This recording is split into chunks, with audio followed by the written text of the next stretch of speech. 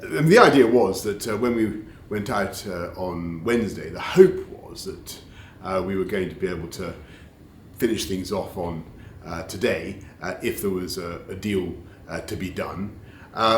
As things stand, and this was basically what Ursula and I agreed, I'm afraid we're still very far apart on some key things, but where there's life, there's hope. We're going to keep talking to see what we can do. The UK certainly won't be walking away from the talks. I think people would expect us to go the extra mile. I repeated my offer, which is, if it's necessary to talk to other capitals, and I'm very happy to do that. The Commission very determined to keep the negotiations on the way that they've been done between us and the Commission. That's fine. But I've got to repeat, the most likely thing now is, of course, that we have to get ready for WTO terms, Australia terms. And don't forget, everybody, we've made huge preparations for this. We've now been at this for 4.5 years.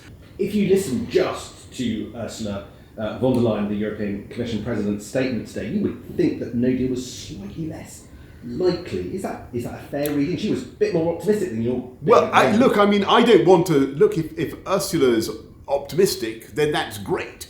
Because, we want to... But, as far as I can see, there are some serious and very, very, very difficult issues that currently separate the UK from the EU, and the best thing to do now for everybody is to follow up all the work that's been done over the last 4.5 years.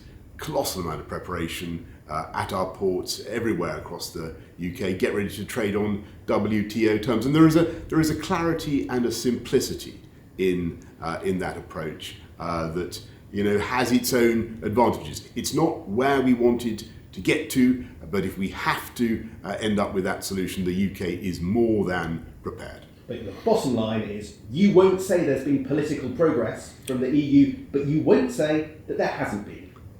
What I'll say is I think that the UK should continue to try. And I think that's what the people of this country would want me to do. We're going to continue to try. And we're going to try with all our hearts, and we'll be as creative as we possibly can. But what we can't do is compromise on that fundamental nature of what Brexit is all about, which is us being able to control our laws, control our fisheries. It's very, very simple. I think our friends get it. And, we remain willing to talk. We'll continue to do so. But in the meantime, let's get ready for the WTO option. And that's what I told the Cabinet.